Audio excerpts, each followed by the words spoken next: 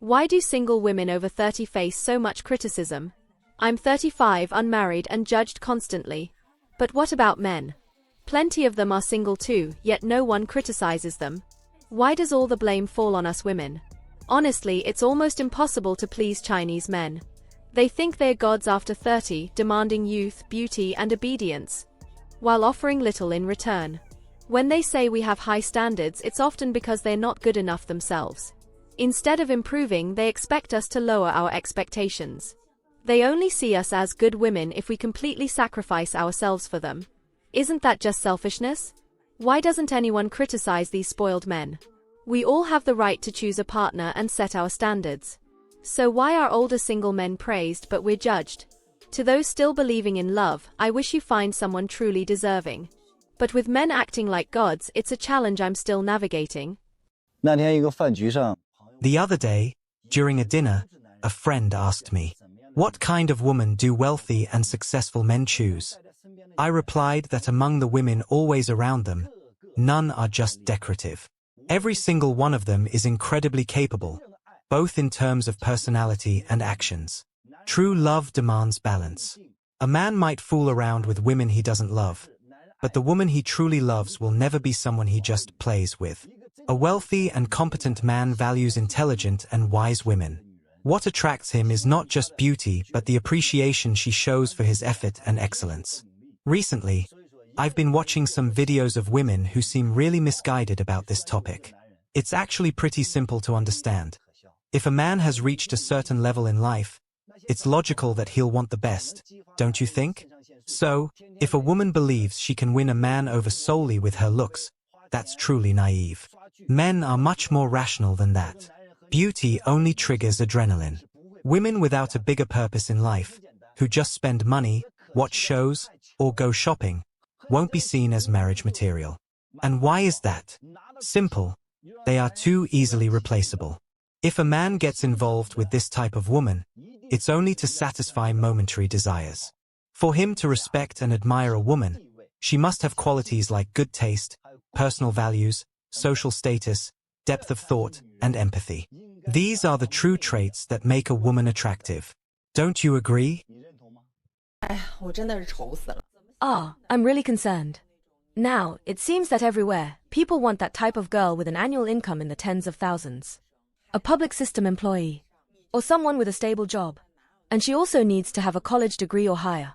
Tell me, where in Beijing are there so many girls who meet all these criteria? Not long ago, I organized a matchmaking event in Beijing. We were all sitting together at a table for dinner. And then a guy aged 67 came over to chat with me. I asked him, "What type of girl do you like?" He said, "My requirements aren't too high. But she needs to be under 30. Have a college degree or higher. Preferably be a public system employee. And, of course, have a good appearance." Next to him, there were two other guys, one aged 26 and the other 24. They were taller than him, with a noticeable height difference. One of them, the 26-year-old, had an annual salary of over 300,000. He worked in a private company, had a good position, a house in Beijing, and a car worth over 200,000. As for the 24-year-old, even though he had just graduated, he had an excellent job at the headquarters of the 4 big banks, was from Beijing, and his parents had prepared an apartment for his wedding. I asked, "And you too, what kind of girl do you like?" They answered without hesitation, with the same conditions mentioned by the 67-year-old guy. I was left speechless. Look, the 67-year-old man doesn't have a house in Beijing. His home is in Yinjiao. But the other two guys have a house in Beijing. And they are taller than him.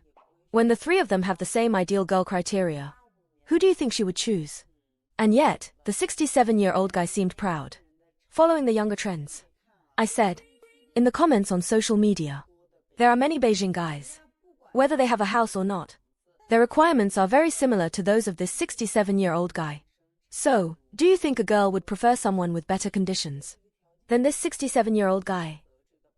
If you think that high-value men and wealthy men will simply marry the woman they like, the one who is as beautiful as a flower, the one who loves being affectionate, and the one who knows how to impress, you are completely mistaken. These women are merely objects of desire for these men, temporary partners, a fleeting amusement. They may share romantic and pleasurable moments together, but they will never bring this woman home as a wife. The woman that a high-value man would actually bring home is the one who would never betray him. Furthermore, she represents his last safety net, his final ace in the game. In other words, no matter what this man faces, storms, obstacles, or failures, this woman will be his ultimate safe haven, the refuge he turns to when he is hurt. Only this type of woman would become his lifelong companion. She may not be beautiful, young, or well-educated, but she must be kind, submissive, attentive, loyal, and not swayed by money or social status. I find it funny when some women get upset with men's expectations. But these are such natural and basic demands that I really don't understand where they're trying to go with that. What kind of expectation is this? Do they really think a high-value man should abandon his own expectations and goals just to please? Can you be like that? Married a man who seemed to be everything I wanted. In the beginning, he was a wonderful partner, full of love, care, and respect. He treated me like I was the most important person in the world. But as time went on and he began to grow personally and professionally, earning more success, things started to change. He began wanting more than just stability and comfort, and gradually he started seeking other women. I've been watching many videos of women going through similar situations and realize something important. When a man reaches a certain point in life, it's natural that he would want the best, don't you think? When he achieves success, he doesn't just seek stability, he seeks what he believes to be the best version of life. And it's at this point that relationships begin to be tested in ways we often don't expect. At the beginning of my relationship, he made me feel safe and loved. But as he started to achieve success, something shifted. He began to criticize me incessantly, pointing out everything I did wrong, everything I wasn't. He told me I lacked ambition, that I didn't try hard enough, that I wasn't the right person for him. And the worst part was that he did it as if he was just trying to help me, as if it was an act of love.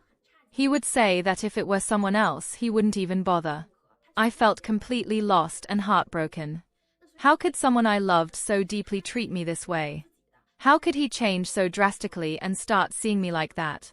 He never stopped criticizing, but I realized he wasn't just criticizing me. He was projecting his own insecurities and failures onto me. He didn't accept himself, and instead of facing his own issues, he placed them onto me. He couldn't accept himself, and as a result, he began to see faults in me as a way of justifying his own internal struggles. I started to understand that true love isn't just about happy moments and smiles. It's about being present during difficult times, about acknowledging flaws, and working together to overcome them.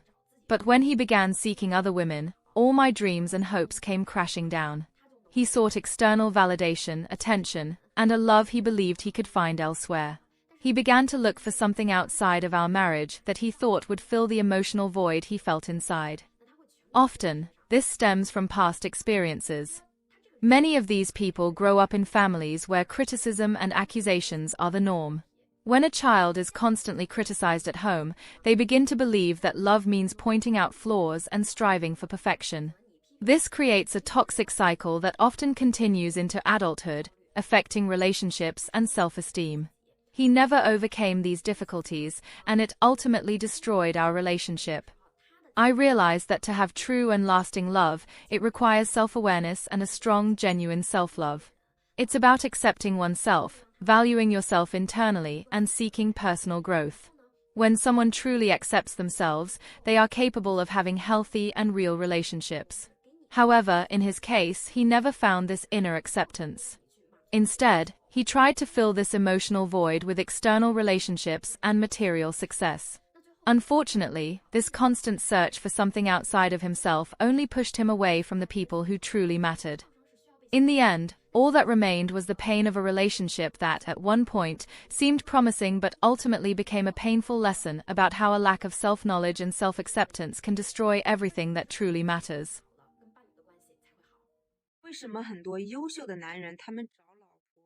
Why are many successful men so demanding when choosing a wife? Today I'll explain this for you. Compared to those with financial success and good education, these men typically look for wives who excel in every way. They don't want women with low educational backgrounds or who adds value to their social and personal life, someone who complements their image and is strong in every way. So don't underestimate successful men. They are not fools and have clear and realistic expectations about what they seek in a wife.